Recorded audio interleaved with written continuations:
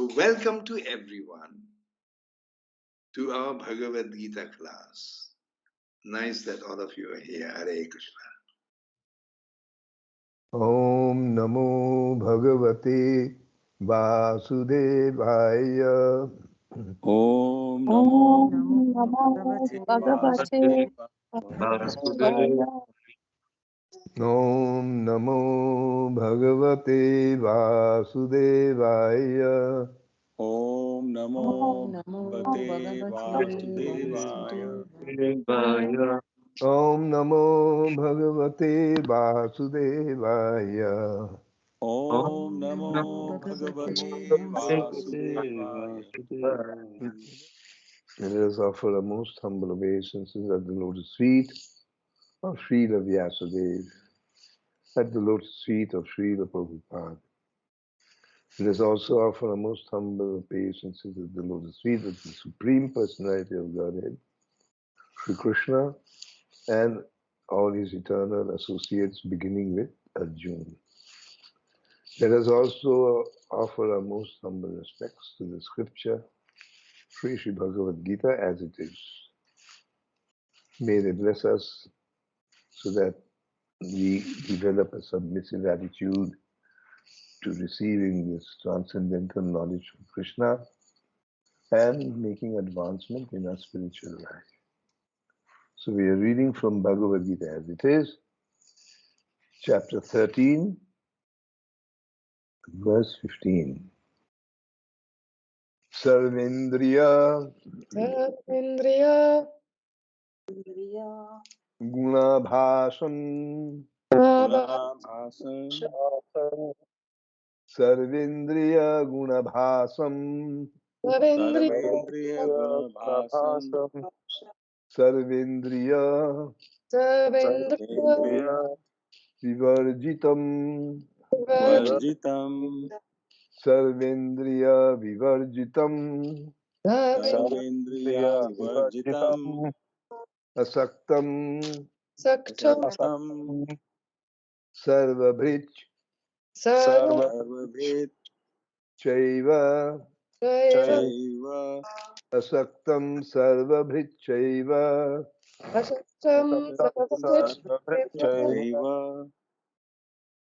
Nirgunam.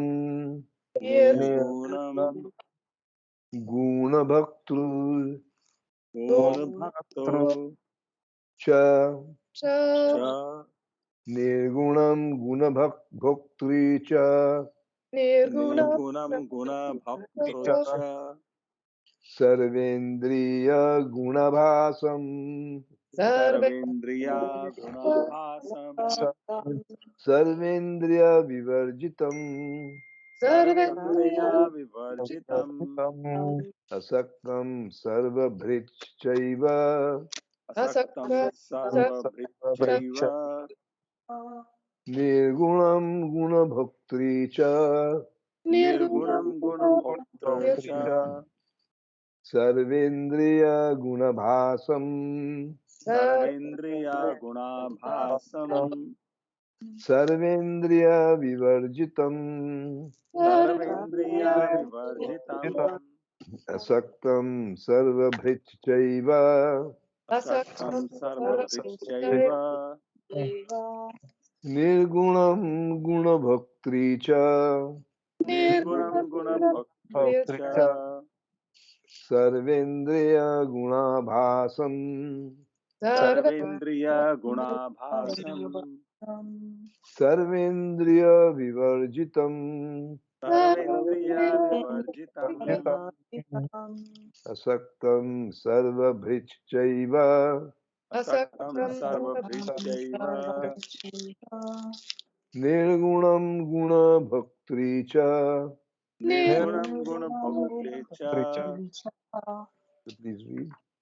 Sarve, all, indriya, senses, guna, qualities, abhasam, original source, sarva, all, indriya, senses, vivarjitam, being without, asaktam, without attachment, sarva-bhṛc, maintainer of everyone. Also. Caiva, certainly. Without material qualities. Guna-bhoktṛ, simultaneously master of the gunas. Also. Translation and purport by Srila Prabhupada. The Supersoul is the original source of all senses, yet he is without senses. He is unattached, although he is the maintainer of all living beings. He transcends the modes of nature, and at the same time, he is the master of all modes of material nature. Purport. The Supreme Lord, although the source of all the senses of the living entities, doesn't have material senses like they have. Actually, the individual souls have spiritual senses, but in condemned life they are covered with the material elements, and therefore the sense activities are exhibited through matter. The Supreme Lord's senses are not so covered. His senses are transcendental and are therefore called nirguna. Guna means the material modes, but his senses are without material covering. It should be understood, his senses are not exactly like ours. Although he is the source of all our sensual activities, he has his transcendental senses, which are uncontaminated. This is very nicely explained in the Svetasvatara Upanisad, in the verse sarvatah pani-padam. The Supreme Personality of Godhead has no hands, which are materially contaminated. But he has his hands and accepts whatever sacrifice is offered to him. That is the distinction between the conditioned soul and the supersoul. He has no material eyes, but he has eyes. Otherwise, how could he see? He sees everything, past, present, and future. He lives within the heart of the living being, and he knows what we have done in the past, what we are doing now, and what is awaiting us in the future. This is also confirmed in Bhagavad-gītā. Knows everything, but no one knows him. It is said that the Supreme Lord has no legs like us, but he can travel throughout space because he has spiritual legs. In other words, the Lord is not impersonal. He has his eyes, legs, hands, and everything else. And because we are part and parcel of the Supreme Lord, we also have these things. But his hands, legs, eyes, and senses are not contaminated by material nature. Bhagavad-gītā also confirms that when the Lord appears, he appears as he is by his internal potency. He is not contaminated by the material energy, because he is the Lord of material energy. In the Vedic literature, we find that his whole embodiment is spiritual. He has his eternal form called Satchit Ananda Vigraha. He is full of all opulence. He is the proprietor of all wealth and the owner of all energy. He is the most intelligent, is full of knowledge. These are some of the symptoms of the Supreme Personality of Godhead. He is maintainer of all living entities and the witness activities. As far as we can understand from Vedic literature, the Supreme Lord is always transcendental. Although we do not see his head, face, hands, or legs, he has them. And when we are elevated to the transcendental situation, then we can see the Lord's form. Due to materially contaminated senses, we cannot see his form. Therefore, the impersonalists who are still materially affected cannot understand the personality of Godhead. sarvendriya-guṇābhāsaṁ, sarvendriya-vivarjitam, asaktam sarva-bhṛc, nirgunam, guna-bhoktṛ. The Supersoul is the original source of all senses. He is without senses, yet he is without senses. He is unattached, although he is the maintainer of all living beings. He transcends the modes of nature, and at the same time he is the master of all modes of material nature.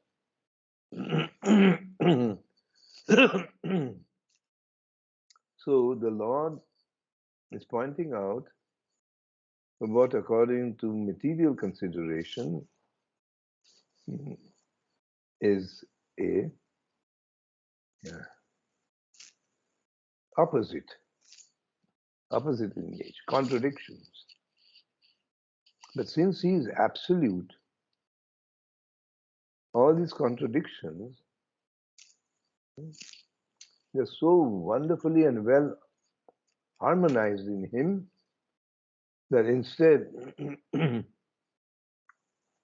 of creating a conflict and a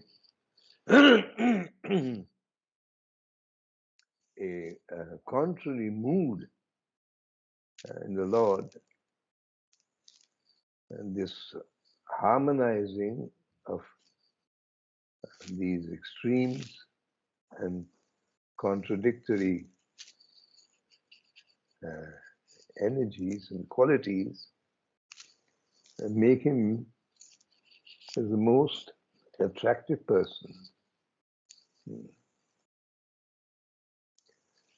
So here the Lord is saying that the Supersoul is the original source of all senses.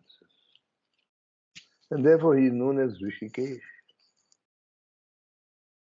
Yet he is without senses. Not only is he without mundane senses like ours, which are limited in its function as well as its ability, the Lord's senses are not limited, neither in the functioning of it, nor in its capacity or ability. Which means, like Brahmaji is saying, that he is able to function, execute the activities of his senses according to his wish. That means that ear does not only hear, but ear can also eat, ear can see. His eyes not only sees but can eat. So like that, that all the different senses can function as any one of his senses, which makes him actually without material senses. The material senses are limited. Similarly, he is in this material, when he descends to this material world, he is never at all connected with this material nature. He never comes into contact with this material nature. And therefore, he never develops an attachment, and therefore, what to speak of becoming unattached. We, due to our ignorance, thinking that this material nature, this material world is a permanent place of residence and everything in this material world is permanent, we develop attachment. And then we have to go through the proper process of becoming detached. So such is not affecting the Lord at all. At the same time, although he is the maintainer of living beings, he maintains. Without his supplying us with earth, water, fire, air, sound, we will not be able to produce any of these. No one, not even the most powerful of demigods.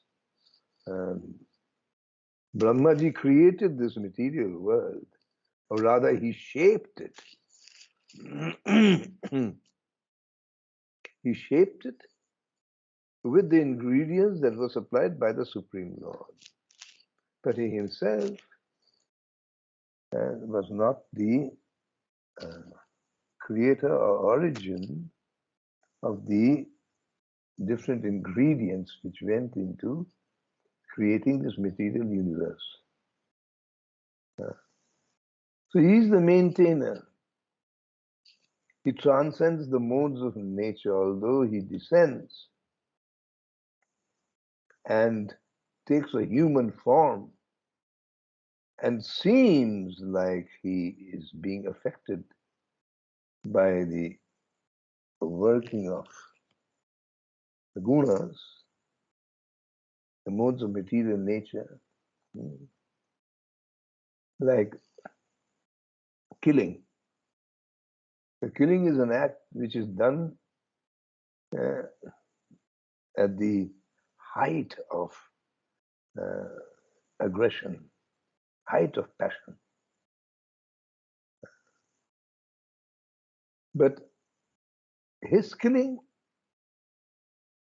and the living entity's act of killing is completely opposite. The Lord's actions, whatever they are fully transcendental. There's not a trace or tinge of anything mundane in any of his actions. And so therefore, he is always transcendental to the modes of material nature. Although he descends and is also perceived by the senses of the living entities, mundane senses. Usually, our sense perception is the object of all our sense perception is mundane material. However, when we see the Supreme Lord, when he incarnates and appears in this material world, we see his form, his transcendental form, which is exact like any of our forms. And all his actions are performed according to the actions of human beings. His hands act in a certain way which we use our hands with. Although his hands, his legs, his eyes, any one of his limbs of his transcendental form can perform any of the other activities.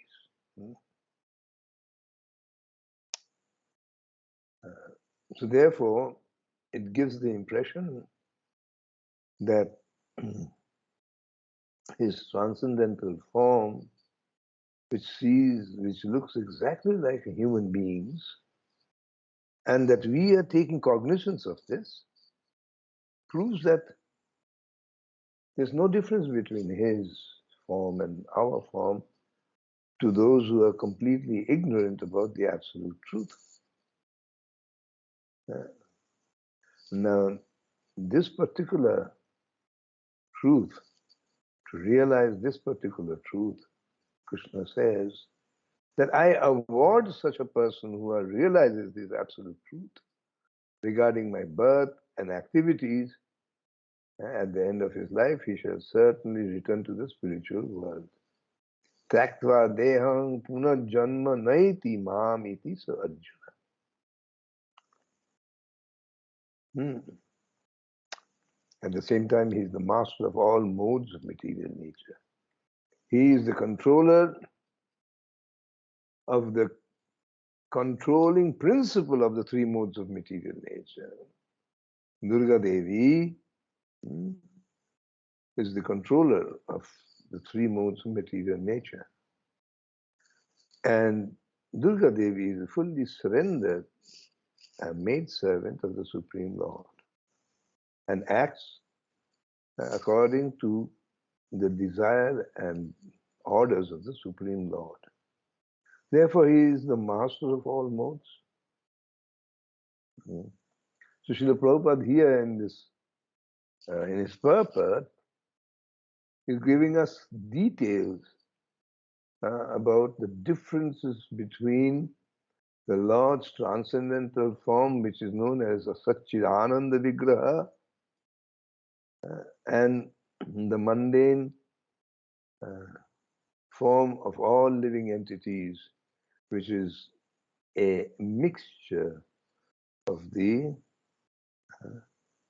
material ingredients. And therefore, constantly is being destroyed. The process of destruction is right from the beginning it sets in. Although we see that a small little infant is growing, so there's no question of it being destroyed or the process of destruction. But it is a fact that the process of destruction begins right from that moment. When his physical form comes into contact with material nature. Like this, Srila Prabhupada is also quoting from Svetasvatara Upanisad, where he's saying, sarvatah pani-padam. Sarvatah, everywhere, pani, hand, padam, legs. So everywhere is hands and legs. He completely suffuses the entire material creation in his unmanifest, impersonal form. The impersonal also has a form.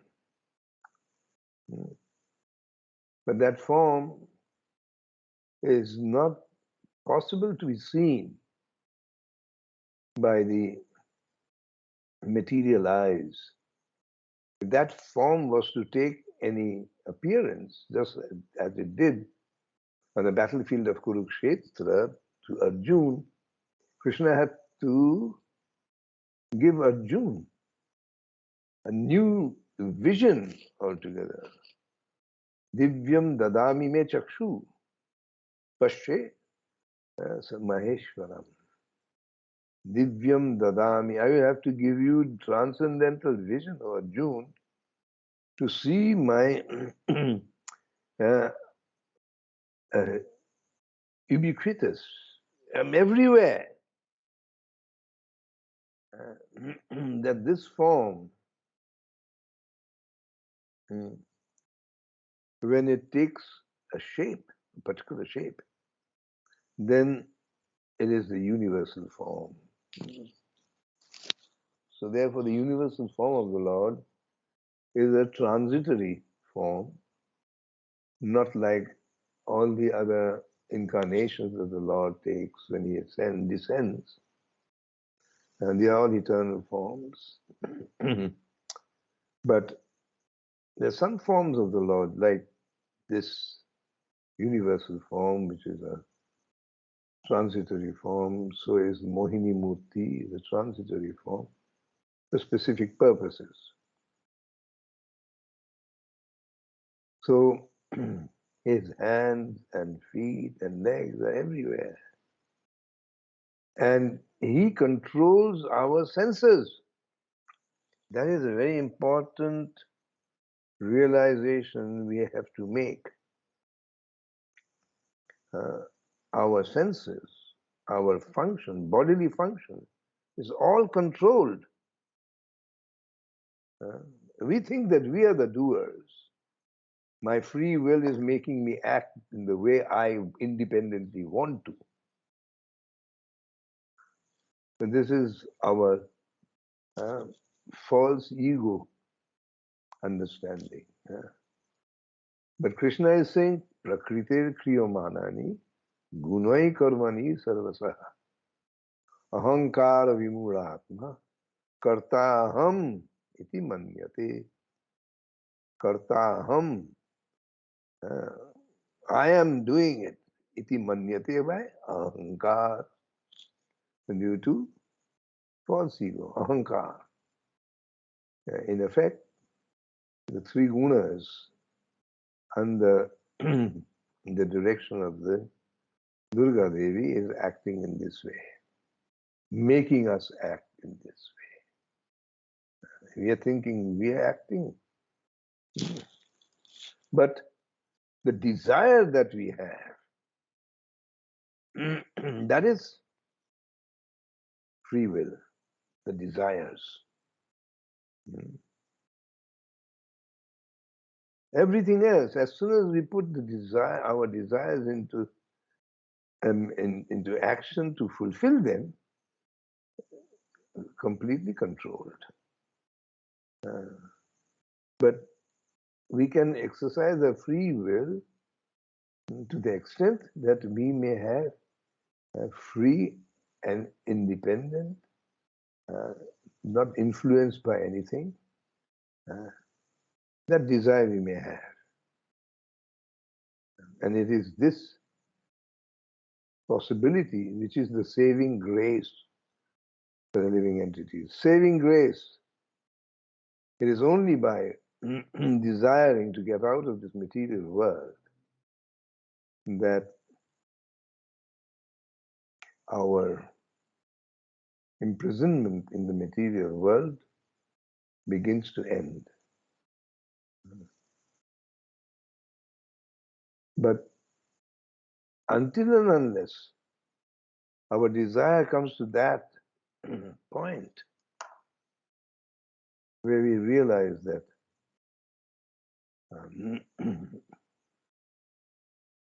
none of my unfulfilled desires, or the ones which I've been trying to fulfill since when, who knows how long, is not at all satisfying to my inner being.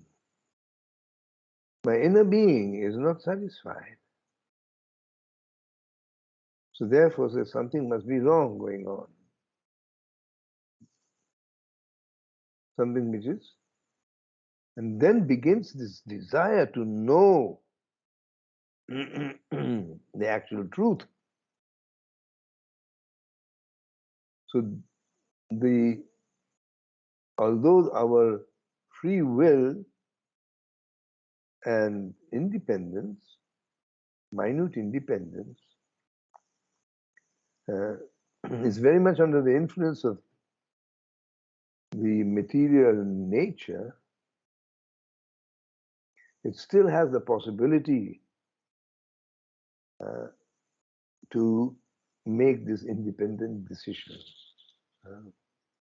Because although the soul is completely covered by false ego, nevertheless, the nature of the soul is not completely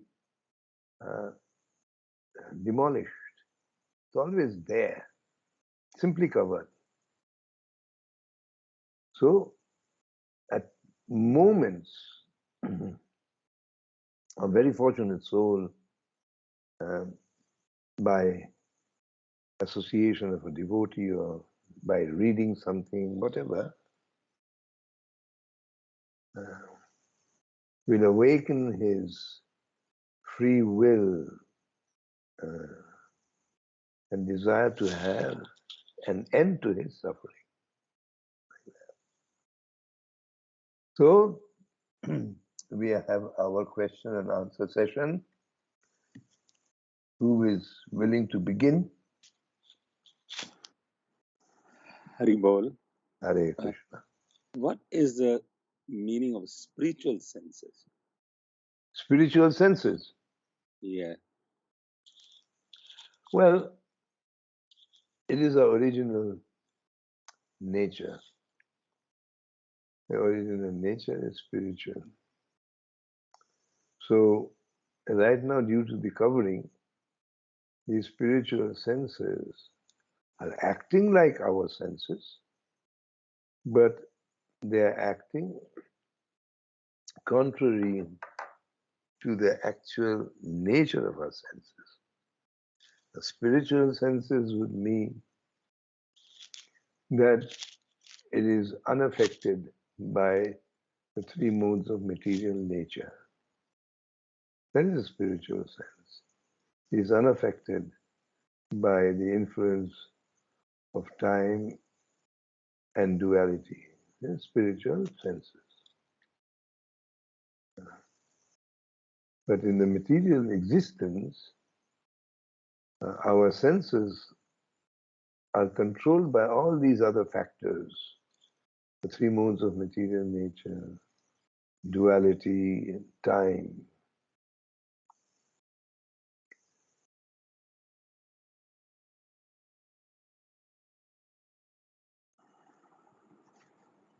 The mode of ignorance, that is tamaguna, is the dominant of the three gunas.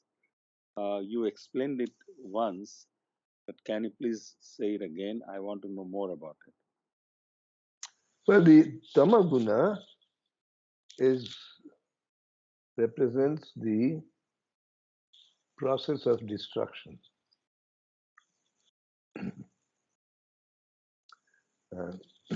The raja and satya, sattva, maintenance and creation. Now, when the material world comes into existence from pradhan, in contact with avidya, the material world makes its appearance. However, it is the Lord's energy in the form of time, kala, which sets everything into motion. Everything is created by pradhan, or even the ignorance, avidya, gives it a form, a shape, but it cannot make it act. It is like in contact with the material nature, which is avidya, that's the ingredients of material energy, material world, ingredients, they have not yet been manifest.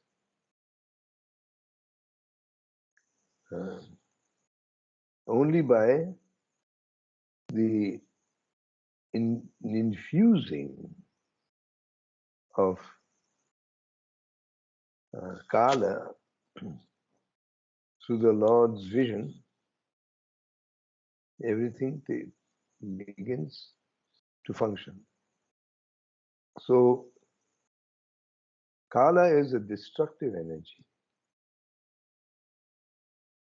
And therefore, it is also the most powerful of all the Lord's energy. In the material world, when eternal time descends, it takes the form of kala. The eternal form is in the spiritual world. And in the spiritual world, eternal truth, eternal factor, is the foundation. And on this foundation, everything else is resting. The entire spiritual sky is resting on the foundation of eternity. So when the material world is created, eternity is forced into or injected into the combination of pradhan and avidya, and it takes the form of kala, the all-destructive force. And then kala in the material world becomes the foundation. Creation and maintenance, raja and sattva, are actually resting on kala, on tama. So therefore, kala, the destructive energy of the Lord, is the most powerful and forceful energy in the material world. It makes the material world move. It is the motor effect in the material world.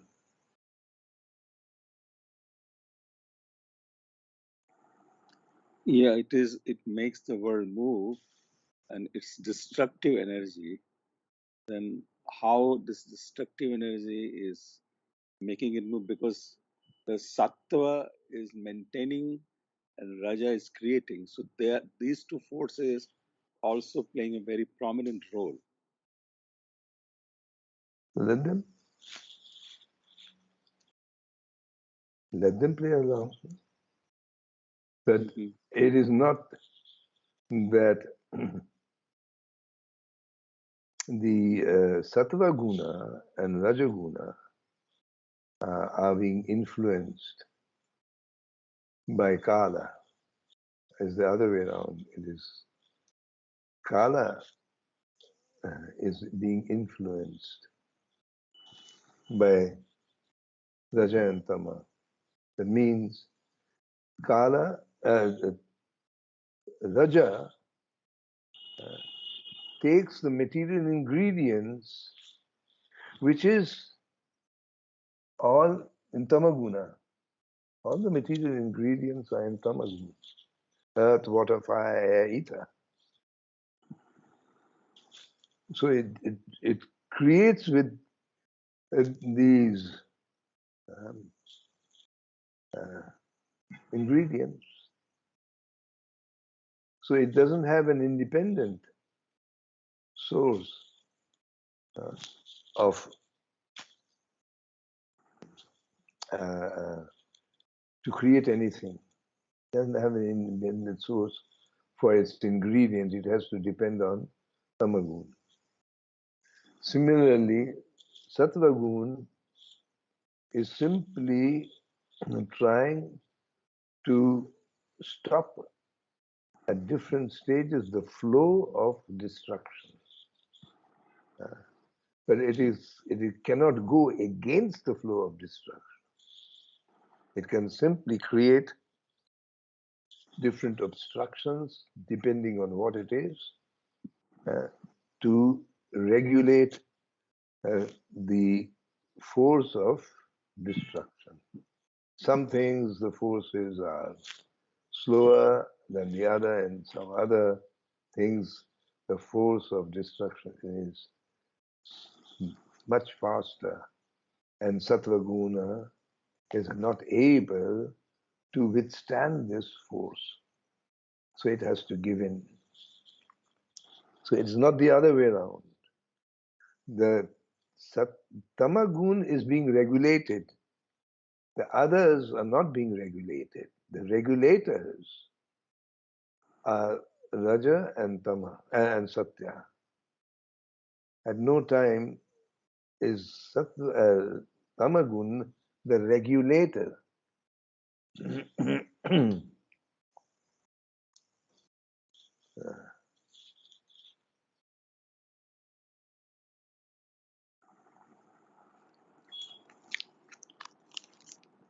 I've read that it is said that Mahaprabhu is the main trunk of the wish-fulfilling tree of devotion, as well as the gardener who enjoys and distributes the tree's fruits.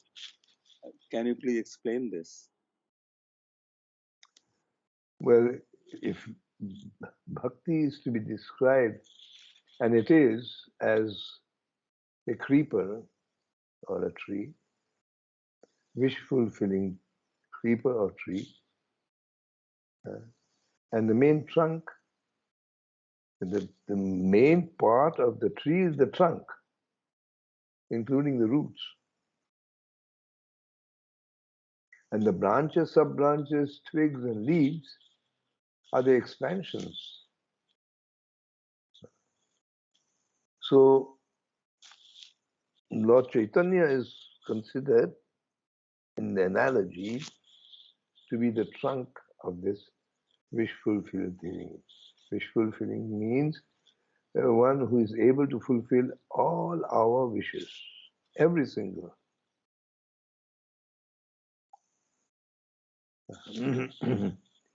But to the degree that no one else can, for example, the branches cannot, they don't have the same potency as the main tree trunk.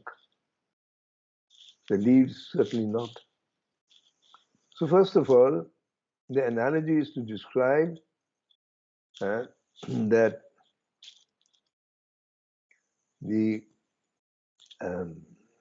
devotees of Lord Chaitanya, they are also wish-fulfilling desire trees. The Vaishnavas are the wish-fulfilling desire trees. But if there's anyone who can lift us out of material nature, it's only Krishna. Krishna is the only personality. Chaitanya Mahaprabhu is the only person who can lift us out of this material nature and deposit us in the spiritual sky. There's no other personality who is able to do such. So therefore, as wish-fulfilling desire tree, although all of the leaves and branches and twigs may also have certain influence, the actual fulfiller of all our wishes is the main trunk. And our greatest wish is to enter into the spiritual world, which Chaitanya Mahaprabhu alone can fulfill this desire.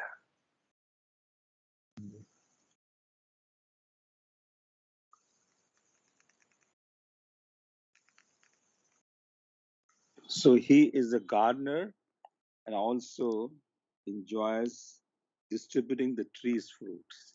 Yes. The And fruit of this tree, yes. It is the fruit is the prema. Prema is considered to be the fruit of the tree. Yes. And then it says that Advaita Char and Nityananda are the two secondary trunks into which the main trunk divided. Yes.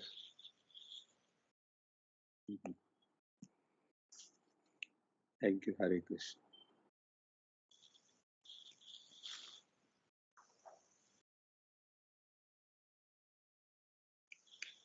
Hare Krishna. Hare Krishna. Any more questions? So when Krishna so desires, and Chaitanya Mahaprabhu and Srila Prabhupada blesses us, we shall get to hear Harikatha very soon again. I thank all of you for your patient hearing. and beg forgiveness for all the mistakes I have committed. Let us once again offer our most humble obeisances at the lotus feet of Srila Vyasadeva, at the lotus feet of Srila Prabhupada.